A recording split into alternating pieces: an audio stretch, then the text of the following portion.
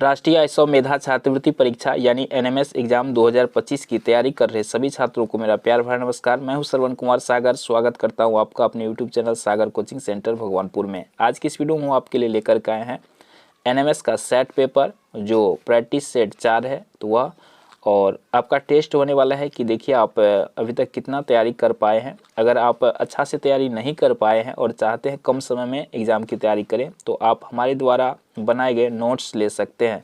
तो नोट्स में आपको क्या क्या मिलेगा पहले उसको समझ लीजिए। तो नोट्स में आपको साइंस का और सोशल साइंस का कंप्लीट नोट मिलेगा, और साथ ही जो लाइव क्लास होती है उसका पीडीएफ मिल जाएगा। Previous year question paper, model paper, practice set, ये सभी आपको दिया जाएगा। तो आप उसको पढ़ करके कम समय में तैयारी कर सकते हैं। तो जिसको भी नोट्स लेना हो तो आप हमारे व्हाट्सएप नंबर 91 10 11 36 71 पर हमसे कांटेक्ट कर सकते हैं। तो आइए आज के क्लास को स्टार्ट करते हैं। तो यहाँ पे पहला प्रश्न विज्ञान से लेते हैं। प्रश्न है, निम्नलिखित में सदिश राशि है। तो अब तक आपने कितनी तैयारी की है उसका पता इससे चलेगा कि इसका टेस्ट दीजिए, देखिए आप कितना सही बना पाते हैं। तो यहाँ पे जैसे पहला प्रश्न है, निम्नलिखित में कौन सदिश राशि है। तो देखिए यहाँ पे ऑप्शन में ऊर्जा, संवेग, कार्य, दूरी। तो जो भी आपको आंसर सही लगे उसको कमेंट में आपको लिखना है। तो यहाँ पे देखिए सदिश राशि क्या होता है, जिसमें दिशा और परिमाण दोनों होता है तो होता है सदिश राशि। तो इन दिए गए ऑप्शंस में से कौन सदिश राशि है ये आपको बताना है। तो देखिए इसमें सदिश राशि क्या है, संवेग एक सदिश राशि है। तो दूसरा विकल्प सही है। क्या आपने भी यही लिखा है? तो चलिए देखते हैं दूसरा प्रश्न। विद्युत वाहक बल का मात्रक क्या है। ठीक है, विद्युत वाहक बल का मात्रक क्या है। तो दिए गए ऑप्शंस में से कौन सा उत्तर सही होगा पहले आप कमेंट बॉक्स में लिखिए, उसके बाद आंसर देखिए कि आपका सही हो रहा है कि नहीं हो रहा है। तो इसका मात्रक होता है जूल प्रति कूलम। तीसरा विकल्प सही है। अगला प्रश्न लेते हैं, निम्नलिखित में से किसमें गतिज ऊर्जा नहीं है। क्या पूछ रहा है, गतिज ऊर्जा किसमें नहीं है, यानी कौन जो है गति में नहीं है। तो देख लीजिए कौन इसमें गति में नहीं है। दागी गई गोली ये तो गति में होगा, बहता हुआ पानी ये भी गतिज ऊर्जा में होगा, हथौड़े से चोट करना यहाँ भी गतिज ऊर्जा होगी, तना हुआ धनुष यहाँ पे सिर्फ तना हुआ है ना, तो यहाँ पे गतिज ऊर्जा नहीं होगी। तो चौथा ऑप्शन इसमें सही होगा। अगला प्रश्न लेते हैं, यदि गति करते पिंड का वेग दुगुना हो जाए तो पिंड की गतिज ऊर्जा हो जाएगी। वेग क्या हो रहा है, दुगुना हो रहा है, तो पिंड की गतिज ऊर्जा कितनी हो जाएगी, तो 4 गुनी हो जाएगी, है ना। वेग अगर दुगुना हो जाए तो गतिज ऊर्जा क्या हो जाएगा, 4 गुना हो जाएगा। अगला प्रश्न देखते हैं, ध्वनि का वेग अधिकतम होता है किस में होता है, वायु में होगा या निर्वात में या पानी में या स्टील में। तो किस में होगा, सबसे अधिक स्टील में होगा। चौथा ऑप्शन इसका भी सही होगा। अगला प्रश्न देखते हैं, कह रहा है एक तार में 10 कूलम्ब विद्युत आवेश 2 सेकंड तक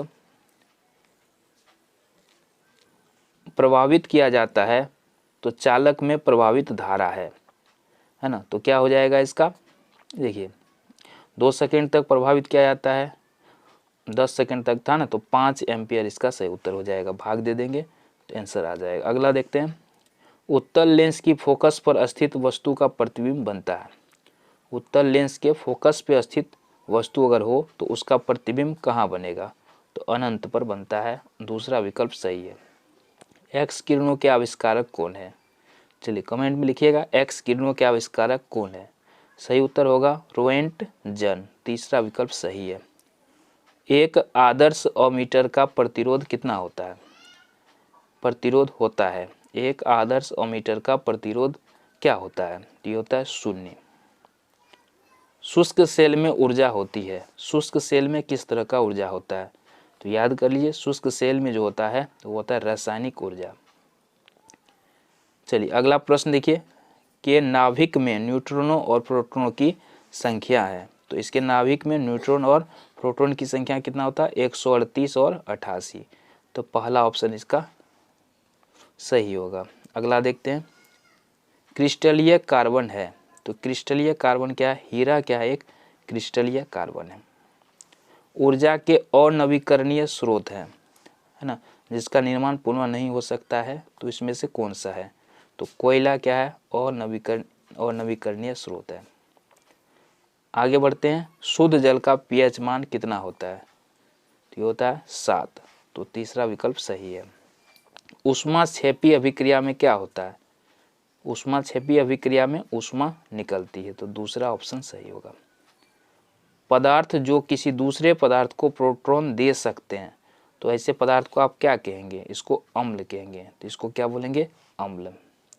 साबुन में झाग उत्पन्न करने वाला पदार्थ कौन सा है? रेजिन। धातु जो सामान्य ताप पर द्रव्य है, तो द्रव के रूप में कौन सा धातु रहता है? पारा। पहला ऑप्शन सही है। जड़ों का विकास किससे होता है? जड़ों का विकास मूलांकुर द्वारा होता है, दूसरा विकल्प सही है।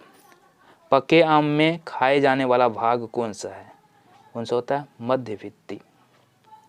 निम्नलिखित में से उत्तक का उदाहरण है, इसमें से बताना कौन उत्तक है? तो रक्त क्या है? एक उत्तक है, तो दूसरा विकल्प सही है। निम्नलिखित में कौन पाचक एंजाइम नहीं है? क्या पूछ रहा है? पाचक एंजाइम नहीं है, तो इंसुलिन क्या है? पाचक एंजाइम नहीं है। अगला देखते हैं, निम्नलिखित में कौन सर्वग्राही रक्त समूह है? सार्वग्राही रक्त समूह इसमें से कौन सा है?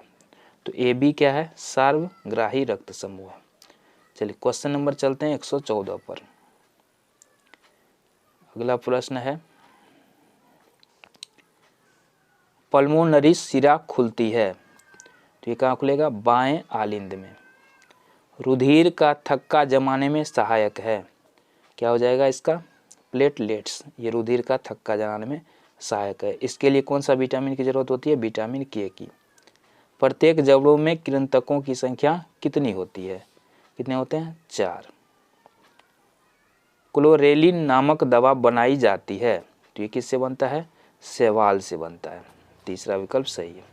अगला, परावर्तन के नियम के अनुसार आपतन कोण सदैव परावर्तन कोण के क्या होता है? बराबर होता है। आपतन कोण परावर्तन कोण के बराबर होता है। एक धातु जिसे चाकू से काटा जा सकता है, तो कौन सा हो जाएगा?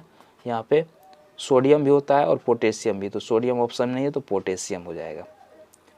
उस कार्बोहाइड्रेट का नाम बताएं जिसका पाचन रूमिनेंट्स जंतुओं द्वारा किया जाता है परंतु मानव द्वारा नहीं किया जाता है, तो इसको क्या बोला जाता है? सेलुलोज बोला जाता है। सेलुलोज का पाचन रूमिनेंट्स जो जुगाली करने वाले जंतु होते हैं उसको कहा जाता है। उसमें सेलुलोज का पाचन अंधनाल में उपस्थित जीवाणु के द्वारा होता है। अगला है, लेग्यूम पौधे यानी दलहनी पौधे में नाइट्रोजन स्थिरीकरण में सहायक जीवाणु कौन सा है? राइजोबियम। ये दलहनी पौधे के जड़ों में रहते हैं। आगे बढ़ते हैं, मेंढक श्वसन करते हैं, मेंढक किसके द्वारा श्वसन करते हैं? तो त्वचा तथा फेफड़ों द्वारा, क्योंकि मेंढक एक उभयचर प्राणी है, पानी में भी रहता है और जमीन पे भी रहता है। पादप कोशिका जो जंतु कोशिका से भिन्न करती है वो कौन सा हो जाएगा? तो यहाँ पे सही उत्तर होगा कोशिका भित्ति। मानव शरीर की सबसे बड़ी ग्रंथि क्या होगा? यकृत क्या है? मानव शरीर की सबसे बड़ी ग्रंथि है। गाइटर रोग है डैश का, गाइटर रोग किसका है? थायराइड ग्रंथि का है, तीसरा ऑप्शन सही होगा। चलिए अब चलते हैं सामाजिक विज्ञान के प्रश्न पर। 1539 ईस्वी में हुमायूं और शेरशाह सूरी के बीच कौन सा युद्ध हुआ था? तो 1539 ईस्वी में कौन सा युद्ध हुआ था ये बताना है ना? तो ये इसमें हुआ था चौसा का युद्ध, ये चौथा ऑप्शन सही है। सिराजु उद्दौला का सेनापति कौन था? तो ये कौन थे? मीर जाफर, है ना। अगला प्रश्न है, जनगणना 2011 के अनुसार बिहार का लिंगानुपात क्या है? काफ़ी इंपॉर्टेंट ये प्रश्न है, 937 याद रखना है। बिहार का भारत का सबसे गरीब राज्य क्या है? बिहार ही है। चलिए क्वेश्चन नंबर कितना तक हो गया? 29 तक। अब चलते हैं क्वेश्चन नंबर 30 पर। क्वेश्चन नंबर 30 में भागलपुर कब एक जिला बना? तो भागलपुर ये बना था 1774 में एक जिला बना था। भागलपुर को सिल्क सिटी यानी रेशमी शहर भी कहा जाता है। बंगाल में दोहरी शासन व्यवस्था यानी द्वैध शासन कब लागू हुआ था? तो ये जो द्वैध शासन है बंगाल में ये लागू हुआ था लॉर्ड क्लाइव के समय, तीसरा वाला सही है। प्रसिद्ध अंग्रेजी राजदूत सर टॉमस रो किसके दरबार में आया था? तो ये आए थे जहांगीर के दरबार में। सीमांत गांधी के नाम से किसको जानते हैं? खान अब्दुल गफ्फार खान को सीमांत गांधी भी कहा जाता है। गदर पार्टी का गठन किसके नेतृत्व में हुआ था? लाला हरदयाल के नेतृत्व में हुआ था। स्वराज मेरा जन्मसिद्ध अधिकार है और मैं इसे लेकर रहूंगा, ये किसने कहा था? लोकमान्य बाल गंगाधर तिलक ने कहा था। लॉर्ड विलियम बेंटिक ने डैश के निवेदन पर सती प्रथा को उन्मूलन 1832 में किया, तो ये राजा राम मोहन राय के कहने पर ये किया गया था। तीसरा ऑप्शन इसका सही होगा। यहाँ पे अगला प्रश्न है, किस गवर्नर जनरल के काल में 1857 का विद्रोह शुरू हुआ था? तो लॉर्ड कैनिंग के समय ये हुआ था। सत्यशोधक समाज की स्थापना किसने किया था? तो ज्योतिबा फुले ने किया था, जो क्या एक गुलामगिरी नामक पुस्तक भी लिखे थे ना। इसके संबंध में एक और प्रश्न पूछता है, गुलामगिरी का लेखक कौन है? तो ज्योतिबा फुले। भारतीय राष्ट्रीय कांग्रेस की स्थापना कब और कहाँ हुई थी? है ना, तो ये हुआ था दिसंबर में 1885 ईस्वी में, मुंबई में हुआ था। शिक्षा के अधिकार को मौलिक अधिकार में जोड़ा गया था, तो ये कब जोड़ा गया था? 2002 ईस्वी में। भारतीय संविधान सभा की प्रारूप समिति के अध्यक्ष कौन थे? है ना, डॉक्टर भीमराव अंबेडकर। ये बार बार प्रश्न आता है।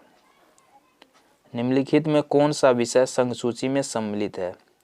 तो इसका सही आंसर क्या हो जाएगा?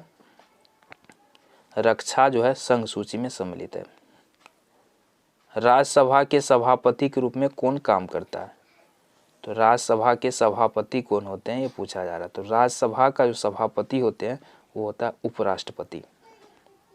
भारतीय सेना का सर्वोच्च सेनापति कौन होता है? तो राष्ट्रपति क्या होता है? सर्वोच्च सेनापति होता है। संयुक्त राष्ट्र संघ की कौन सी संस्था सार्वजनिक स्वास्थ्य के क्षेत्र में काम करती है? तो WHO, विश्व स्वास्थ्य संगठन।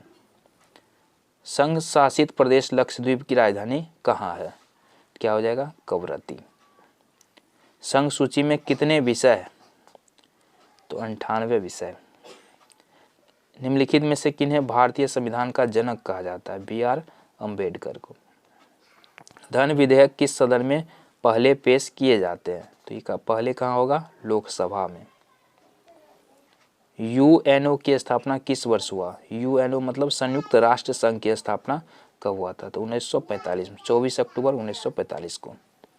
दोनों सदनों की संयुक्त बैठक कौन बुलाता है? ये कौन बुला सकते हैं? राष्ट्रपति। मोहगनी, रोजबूट तथा रबड़ के वृक्ष पाए जाते हैं, है ना, तो ये उष्णकटिबंधीय वर्षावन में पाए जाते हैं। निम्नलिखित में कौन सा राष्ट्रीय उद्यान लखीमपुर खीरी जनपद में स्थित है? तो हो जाएगा दुधवा। ग्रेनाइट किसका उदाहरण है? ग्रेनाइट आग्नेय शेल का उदाहरण है। विसर्प का निर्माण होता है। विसर्प का निर्माण किससे होता है? नदियों द्वारा होता है। निम्नलिखित में कौन सा देश विश्व में सर्वाधिक कहवा उत्पादक है? सबसे अधिक कहवा की खेती ब्राजील में होता है। सीसी एक प्रकार की क्या है? जहरीली मक्खी का नाम है सीसी। भारत का प्रथम परमाणु ऊर्जा केंद्र कहाँ पर स्थापित किया गया था? तो याद कर लीजिए, तारापुर में। निम्नलिखित में कौन सा मृदा निर्माण का कारक नहीं है? तो हो जाएगा मृदा गठन। ये मृदा निर्माण का कारक नहीं है। वायुमंडल की किस परत में वर्षा होती है? तो ये क्षोभ मंडल में जो है वर्षा होती है। तो इस प्रकार आपने साइंस और सोशल साइंस के महत्वपूर्ण प्रश्नों को देखा। आगे गणित के प्रश्न है, तो इसको सॉल्व करके हम जल्द ही वीडियो लेकर के आएंगे। तो इसलिए चैनल पर नए हैं तो सब्सक्राइब कर लीजिएगा। वीडियो कैसा लगा कमेंट में ज़रूर लिखिएगा। धन्यवाद।